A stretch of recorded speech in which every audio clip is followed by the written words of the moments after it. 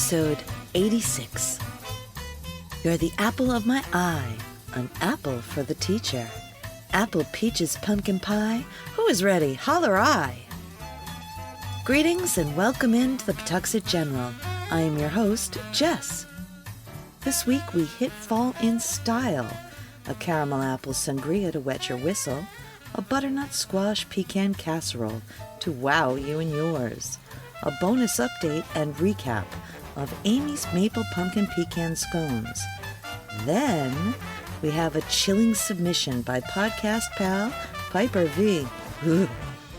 But first, I must thank our Patreon subscribers. These fall foliage fanciers favorably follow our fabulous food fantasies with fervor, fortunately funding our coffers. If you would like to fund our foundation, forward your gaze to the link in the show notes. Otherwise, follow our faces on patreon.com. Either way, thank you. First, I have an update.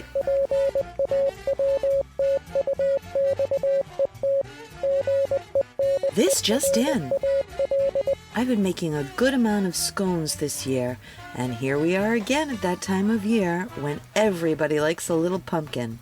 So let's revisit and fix up our Maple Pumpkin Pecan Scones. For this recipe, you will need 1 cup toasted pecans, a half a pound of butter cut into half-inch chunks, 1 teaspoon cinnamon, 6 cups of flour, 1/2 teaspoon clove, 3½ teaspoons baking powder, 2 teaspoons baking soda, 1/2 cup sugar, 1 teaspoon nutmeg, and an egg for glazing. For your wet ingredients, you will need 3/4 of a cup mashed pumpkin, 4 eggs, 3/4 of a cup yogurt, 1 teaspoon maple extract, and 1 cup milk. For the best results, put all your wet ingredients together in a 4-cup measure. First, stir together your dry ingredients. Then pinch the butter into the flour mix. Mix your wet ingredients together, then add it to the dry mix. Barely incorporate, and then scoop onto a parchment-lined sheet pan and brush with a little beaten egg. Bake at 400 degrees Fahrenheit for about 15 minutes or until lightly brown, and have bounce back when touched in the middle. A little something to go with your pumpkin spice coffee or cider. Enjoy. This next crowd-pleasing pre-made cocktail is seasonal, delicious, and ready for a party. For this cocktail, you will need 2 chopped apples. All of our apples and cider this week come from Barden Family Orchard in North Scituate, Rhode Island. To the Pawtuxet Village Farmers Market, they bring their mind-blowing apples, cider, cider donuts, and cider vinegar. They carry berries and other fruits of the season. If you are in the area, please check them out. For this drink, you will also need 1 bottle of Pinot Grigio, 1 cup vodka of your choice, caramel if you fly that way, 6 cups of apple cider, and 1 party-sized drink container. Combine all your ingredients into your giant pitcher or punch bowl and let sit for an hour. Then, serve over ice in lovely large wine glasses and raise to your friends to truly enjoy. Apple and Butternut Hot Dish. I can hear you groaning from here. Sure, you like butternut squash, but it is such a pain in the you-know-what wrist to peel and chop them. I don't want to do that, so I came up with another method, especially good on rainy, chilly days like we've had this week. As a matter of fact, mine is whole and in the oven right now. I'll let you know how it turns out at the end. In episode 44, we talked about a no-fuss method for baking a pumpkin, which you could surely use with butternut squash. While I was going down this rabbit hole, I found so many recipes for butternut squash. Salads, casseroles, stuffed, pasta, and by that I also mean squash mac and cheese. Let me tell you that none of them had marshmallows. So fear not, you may leave them aside for today's Maple Pecan Apple Butternut Squash Casserole. Let me mention 2 amazing methods we are not using. One is the Barefoot Contessa's warm butternut squash salad. Using roasted chunks of squash, she adds cranberries and nuts to an apple vinaigrette arugula salad. So tempting. The other was a stuffed butternut cordon bleu, Gruyere, Swiss, and ham with a smashed squash stuffed and baked in its skin. Amazing. But let's get to the point. For today's casserole, I roasted the squash first, whole, then removed the flesh from the skin and the seeds. There are some that eat the skin, but my squash was long in the tooth and had been around the block, so I didn't use it.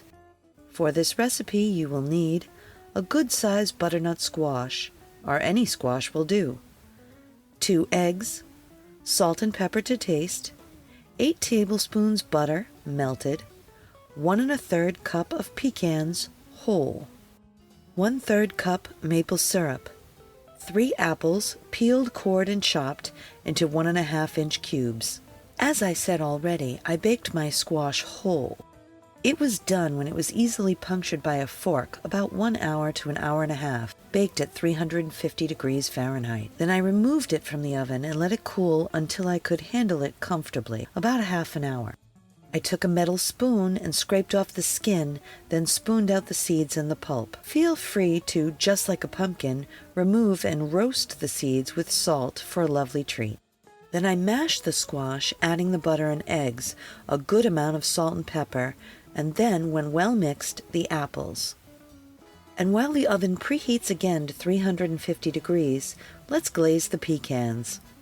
Put the pecans into a small fry pan with the maple syrup. It is important to use real maple. Other syrups act differently when cooked. Simmer until the sauce is thickened by half, about 4 minutes. Put the squash mixture into a lovely bake dish and then cover with the pecans and maple. Spread them evenly, giving a light coating of salt, and then bake for 45 minutes. The result served warm is stunning. Mine is finished right now and came out like a stick-to-your-ribs, hearty, lightly sweet, rich, bright side dish, fully capable to stand by itself for dinner or a showstopper for the holidays. I promise you it is slamming. I do not like squash. I ate 2 portions and it tastes like squash. My family ate the entire squash. I challenge you to try it. We will put up a printed version for the Patreons, and you could email me for a copy. Our email is jess@pawtuxetgeneral.com. Please try this yummy and simple dish. Enjoy.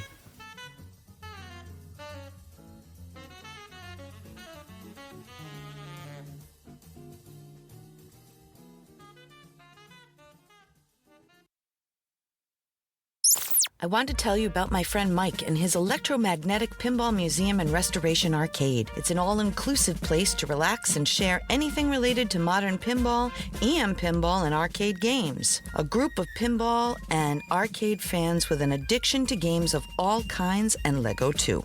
$10 gets you free play on pinball and arcade games all day. You can find them at 881 Main Street, Pawtucket, Rhode Island, or online at www.electromagneticpinballmuseum.com. And now, a continuation of our House on the Corner series, A Cape Cod Traveler Ghost Story by Piper V. I vacation on Block Island now, alone. Do you wonder why? Well, I found Cape Cod too crowded. Not with tourists, but with the dead. Good riddance to that house. I'll never go back there again. A well-deserved weekend trip to my then-boyfriend's grandparents' beach house in Cape Cod. On the way, traffic was awful, and we argued, naturally. We had been there a few times together, but this time was different. We were alone, and perhaps not on our best behavior. Along the way, in fact, we stopped to dig for some quahogs for supper, only to be stopped by a local ranger who took our clams, threw them back with a stern lecture about clamming laws outside of Rhode Island. This did not improve our mood, and we made it to the house, silently, in the dark. I still swear that I saw a light flicker in the building as we approached. Regardless, We made it there, exhausted, thirsty, and already tired of each other's company. A bite to eat and a few drinks later, we try the television, nothing but static, with occasional whispering voices in the background. There is a VCR, and we opt for watching any movie at this point. But after a few minutes, the picture fades to static with the same sounds in the back. Not clear enough to hear words, but you could hear urgent rise and falls of lost conversation, heated conversation. Having had enough, we climbed the addition's ladder to the unfinished wood attic that served as my friend's bedroom since he was a child. All the beams were exposed, with planks for walls, giving the room a skeletal appearance. The old spring bed creaks loudly. I was not pleased at being woken up by every movement throughout the night, and found it difficult to sleep that first night, feeling watched by something. As the shadows closed in on that first night and dreams took me, they were disturbing enough to make me sweat, but I didn't remember them when we woke to the bright, cheery Cape Cod sun in the morning. A perfect, if wearing day ensued. Sun, sand, and surf, followed by long walks, the gathering of provisions, and more than a few drinks at the pub. By the time we made it back after the walk home, it was dark and we were beat. So we climbed the ladder and fell into a deep sleep. During the night, loud sounds of people talking came up from downstairs and woke me up. I saw that he was gone from beside me and got kind of irritated that he had gotten up and invited people over while I slept. But worn out from the day, I decided to roll over and worry about it in the morning and drift off. Long before the sun, I am awoken again by voices and sounds of people moving about, but this time it is in the attic room itself. My eyes flew open to see two faces inches above my own, menacingly gazing at me, hating me for some reason that I could not fathom. It was a man and a woman in ancient work clothes, dirty from the day's toil. They looked at my partner, then around the room, and then at me. Her curled, dark auburn hair poking out from where it was so carefully braided. I could smell the fire and the horses in the very room. But I couldn't move, not an inch. Finally, I could close my eyes. Their faces echoed on my eyeballs, and after an eternity, sleep. In the morning, over coffee, with the fury of the night before's disturbed sleep in my eyes, I pointedly asked him why he had brought people home last night after I was sleeping, and why had they kept going in and out of the closet in the extension. His face paled, and I thought for a second he might be sick from the day before's debauchery. And then he said, "Let's pack up and talk about it outside the house." He would not speak again until we were in the car driving away, the day before's good humor completely erased. I was glad to soon be rid of the place and the rude gent in the car.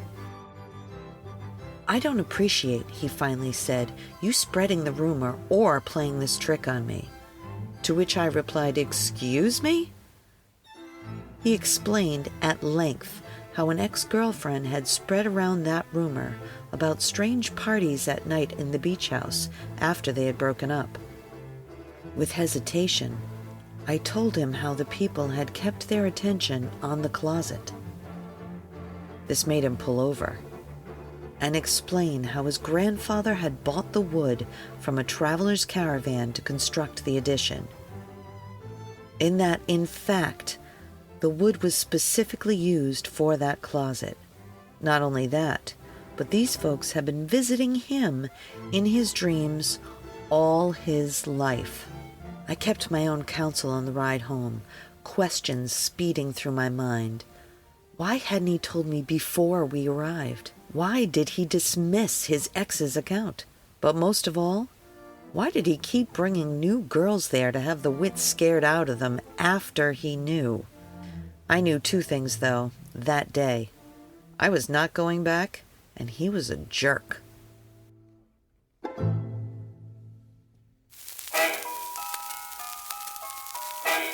Thank you once again for joining us today at the Pawtuxet General.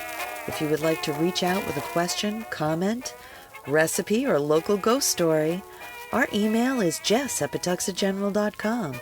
Please reach out. We can't wait to hear from you. We'll get back to you as soon as possible. But until then, I'll meet you right back here next time at the Pawtuxet General.